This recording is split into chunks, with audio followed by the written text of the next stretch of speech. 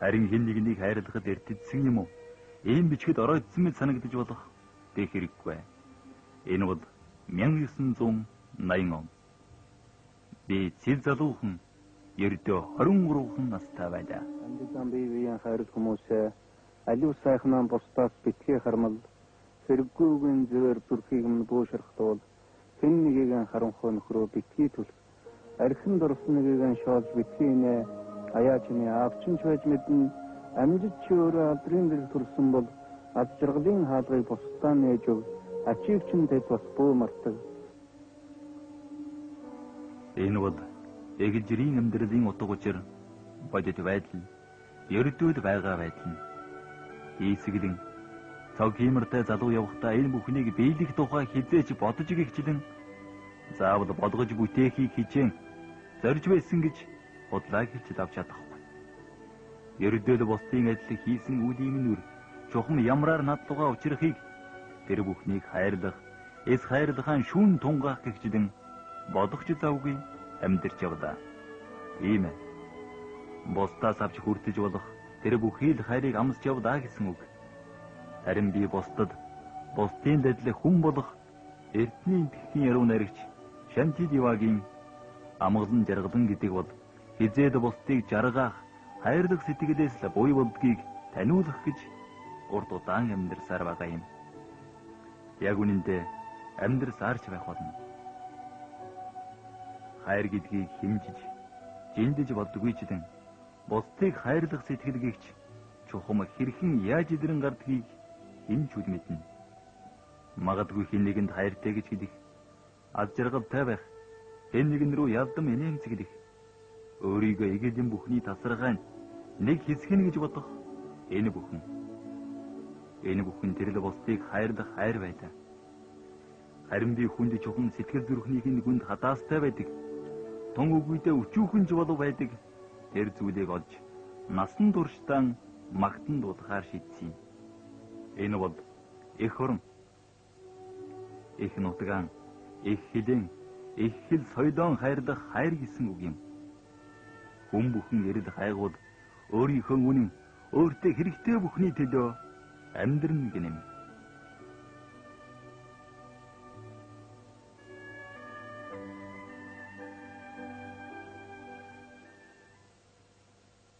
Ганц сайхан үгээр тусаж байхын гарцаагүй түүнийг нь олж хэл гадаа нартайч бэртгүүтэн өдөр газар дээр нэг усудаа тохиолдог шүү. Чамд дурлсан сайхан хөвгөөнийг чанга хатуу үгээр битгий гомдоо бүсгүй минь чамайг хайрлсных нь хариу хайрл чамаас сайхан хөвгөнд дурлаж болох шүү. Бидний амьдрал аваачлан бидний хатар дээр нулимс хүртэл нэг янзаар өмбөрч бидний хоолой дүү хүртэл нэг янзаар зөнгө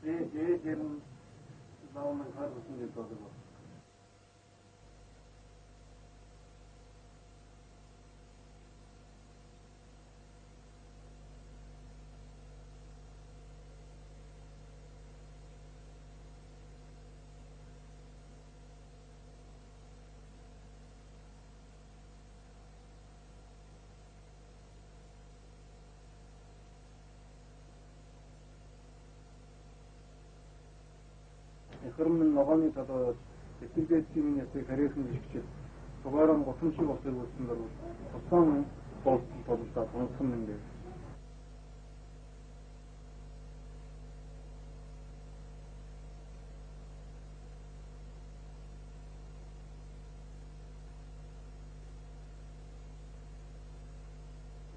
Ядагдж өрөвдөлтөй амьдрсан дор ян хатмаргаад өттөдөн ботрогч үхсэн минь дээр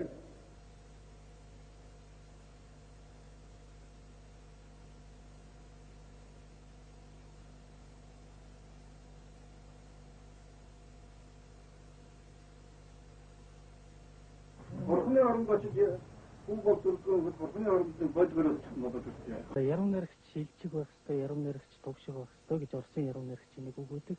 Тэгэхээр шудраг ус хүмүүс дандаа таны нэг шүлгийн мөрөөдгийг санаж байна.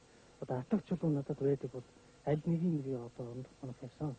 А жишээ нь өнөөдөр танд энэ атгч чулууг одоо өглөө гэхэд одоо ямар хүмүүсийг одоо тэр чулуугаар одоо хамгийн түрүү онох вэ? Атгамжтан цөөхөн чулуу өгөх юм да. Газрын гадаадын тодтолтыг хийж байгаа хүмүүсийг л туханд нь гүйчмэрсэн гэдгийг тэднийг бол их орноос урагчлал гэж боддог. А бас шашин мөрхнөөс урвж харийн шашин дагаар бол эцэг дээдсийн олон одоо 100,000 жилийн ишрэл шүтлэг дээдлж явдаг юм бодолж байгаа хүмүүсийг гомөрсөн тэр над их олон чулуу хэрэгтэй болоод байна да. Нэгэн чулуу зөөхөн болохоор ганц нэг өгөөд яах вэ? Тэгэхээр таны өвөг дээдсээс бид их орноо хүлээж авсан юм. Бүрээ чанартай хүлээлгэж өгнө гэж. А энийг та яг хэдэн настай байж байхдаа яг энийг яг мэдэрч бичсэн бэ? За энэ бол миний 19 настай даа бичсэн шүлгээ. Ер нь миний амьдралын зорилго бол эцсийн эцэст уран зохиолч биш.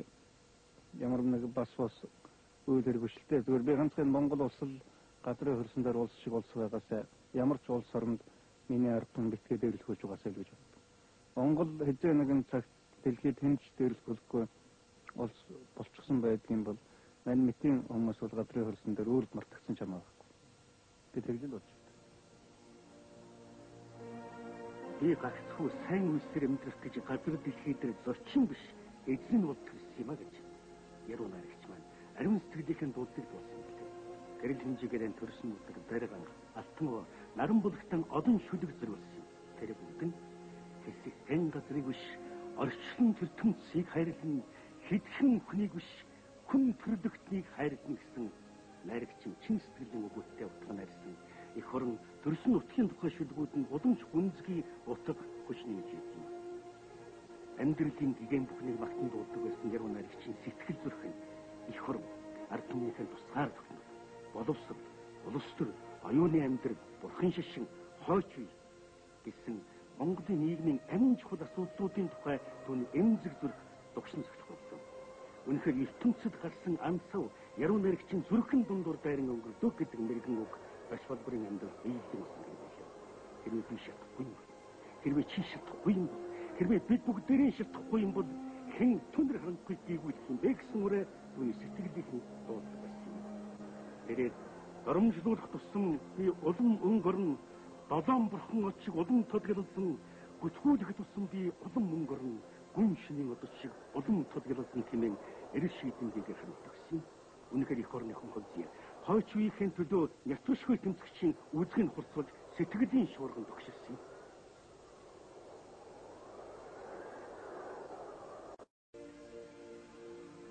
За яруу найрагч Учратын дашил ухаатай сүүлийн 6-7 жил одоо хамтарч ажиллаж одоо байгаа хүний хувьд энэ хүний тухайс ямар үнэлтэй явах вэ гэсэн санахгүй. Тэгэхээр би сүүлийн 6-7 жил ташвалрын одоо тэмцэл үйлсэд туслаж хамтарч сэтгэж явна. Гэхдээ одоо зохиол уран бүтээлийн ажил би оролцдог. Түүнээс одоо улс төр нийгэм олон нийтийн болон шашны үйл ажиллагаа бол битгийгтэй нийлээд холбоотой гэж үзэж болно.